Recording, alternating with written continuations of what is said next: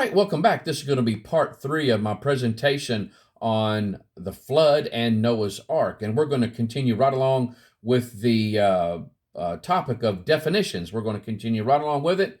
We might finish up, we might not. That's okay because there's no hurry at all. If you'll notice on the screen, this is catastrophe. Catastrophe. It means a sudden calamity or great misfortune. In geology, a supposed change in the globe from a sudden physical violence causing elevation or subsidence of the solid parts or a cataclysm of the waters. And so that word subsidence means it pass into a quiet or calm state is what that means. And so it's going from a calm state into an out just a raging waters is what it's saying there.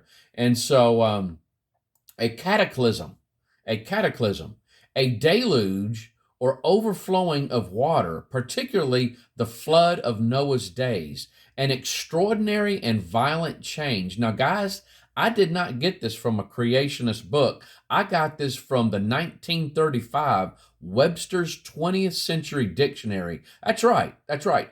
It really amazes me. I've got some really old dictionaries, and it's amazing when you start defining words, how they relate some of the words to the Bible, or it's in through Webster's old dictionary. You can see this over and over and over again. It's absolutely just amazing. But this is the definition that was in the dictionary, 1935 dictionary, Webster's 20th Century Dictionary. A deluge or overflowing of water, particularly the flood of Noah's days, an extraordinary and violent change. And so now, if you guys will notice right here, right there, that is that dictionary that I'm talking about. It's about that thick. It's about that thick. I mean, it's a thick, very thick dictionary. And so it's not a small thing. And so if I'd have thought about it, I'd have had it right here, right beside of me. But that right there is not a Bible. That's a book stand. And that is that dictionary on it. It's one of the dictionaries that I have that I will glean information from. I like to turn pages. I'm still old fashioned. I will go on the internet, but it's really amazing how some of our words have changed drastically from right there. And so, but at any rate, going on, catastrophism. Now, this is something that you may hear from time to time. You'll definitely hear me talk about it. For those of you that have watched my Dinosaur and Man presentation, towards the end of that presentation, you heard me bring this up when I brought up kind of the background on evolution, how it got started. And so, if you want to watch that, I'll put a link. I'll put a link in the description to the first video. It took several videos for me to go through it, but I did add that information into the Dinosaurs and Man presentation, but it's towards the latter part, right before I start getting into the dinosaur and human footprints that were found. I kind of catapulted into that through that topic. But this word catastrophism was connected to Christians, was connected to those scientists also that believed the Bible and believed about the flood of Noah, the biblical flood. But this is what catastrophism means. It's episodes in the past which occurred at rates, scales, and intensities far greater than those possible today, or which were of an entirely different nature than those today. That's catastrophism. And so, back there in the 1800s, anytime you heard catastrophism, a lot of folks would automatically connect that to the Bible believers. And so now, here's another. You might hear this talked about. This is another thought that that people that don't want to believe the Bible will grab a hold of. It's called neo-catastrophism. Neo-catastrophism. Neo-catastrophism was first coined in 1930 by Nikolai, whatever his last, well, that middle name, I'm not going to try it. I believe it's Shatsky, Nikolai Shatsky. He was from 1895 to 1960. Neocatastrophism um, is it's a geological term that refers to the doctrine that the gradual processes we see on Earth have been supplemented by huge natural catastrophes, and also to a paleontological term referring to faunal discontinuities in the fossil record. Anthony Hallman writes, in the latter part of the 20th century, a new school of thought emerged in geology that has been dubbed neocatastrophism, as opposed to the gradualism of Lyell and Darwin. Now, what he's talking about is that uniformitarianism or uniformitarian thinking, and we're going to get to that word here next.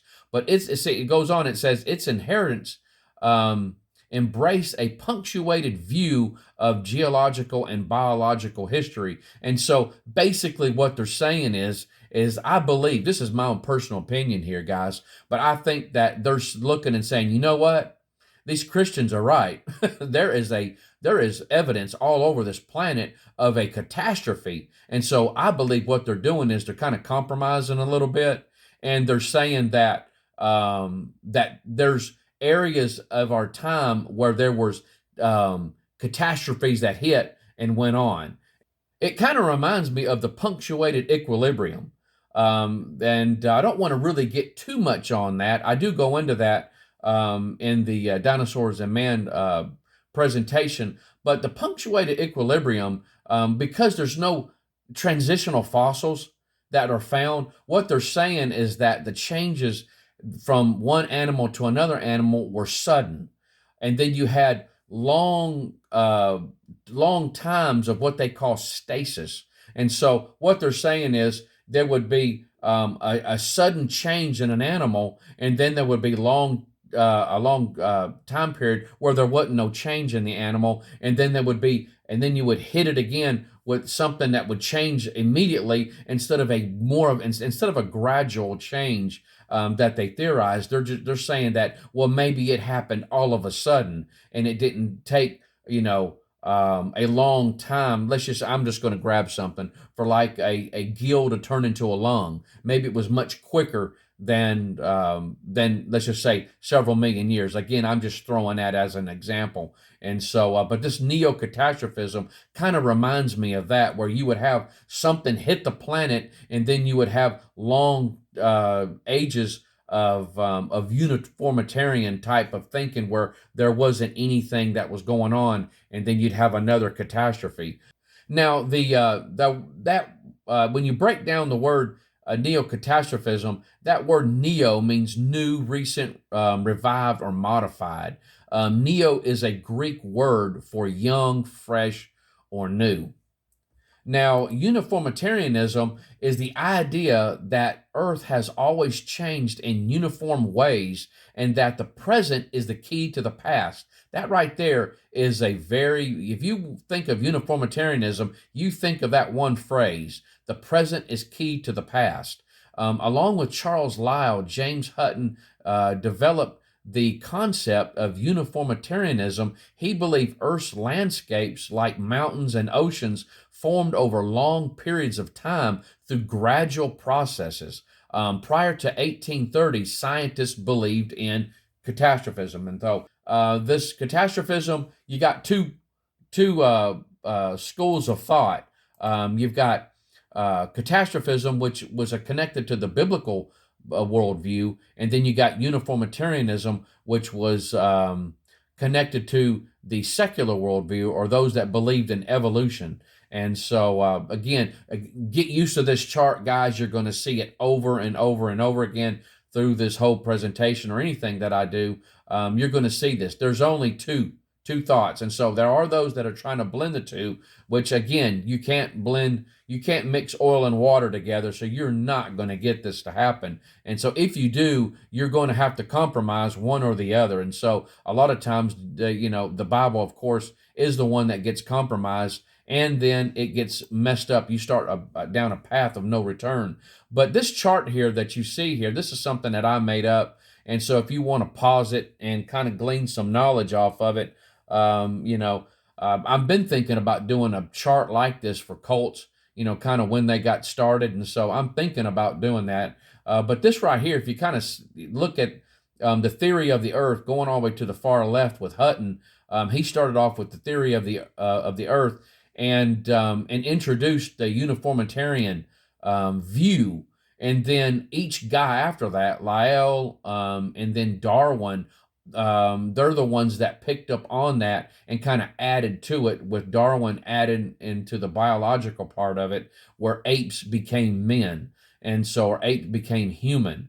And so, but what's really wild, if you notice at the very top, I've got that where it says Hutton's book from 1795 to Darwin's book, The Descent of Man and the Selection Related to Sex, is only 76 years from those two individuals. And so it's kind of all of a sudden we had this explosion of evolutionary thought that just kind of took off. Now, again, there's some other little bits of information in here. I'm not going to get into a lot of that, but if you'll notice at the bottom, at the far left, I got most scientists believe in catastrophism right there around 1830. And so right there, right before Lyell, the Ice Age was first theorized. And so we're going to get into the Ice Age much, much, much, much later in this presentation. But that was around 1824 is when they first introduced the idea, or they theorized the idea of an Ice Age.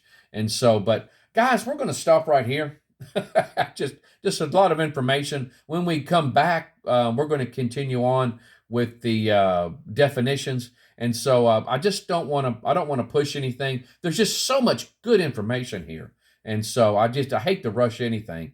And so, but again, if you want to go back in here, pause on that chart, get you a good look at it. And so it's just, it's amazing when you look at kind of where this stuff came from.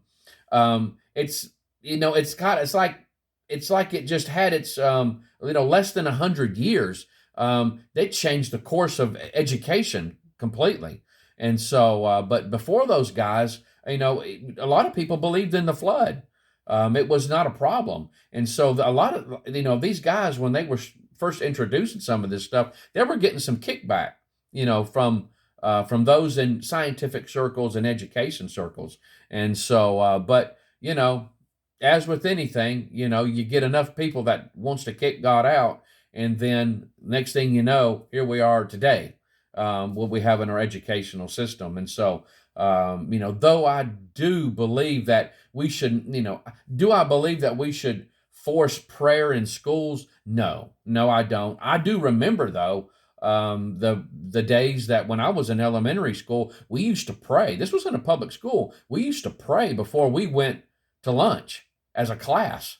And so it was amazing, guys, and I do remember that. And so do I believe we need to force others? No, I don't. I don't believe that. And so, I believe that it should be a choice on that individual, though, but, whether they want to pray or not.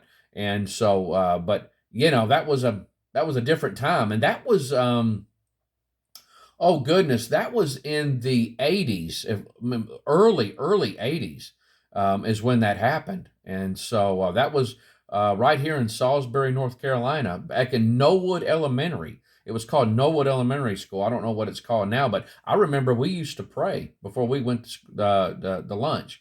And so, but anyway, guys, we'll continue on. You guys take care. I hope the Lord bless you real good. I love you. And you guys have a wonderful day. Bye-bye.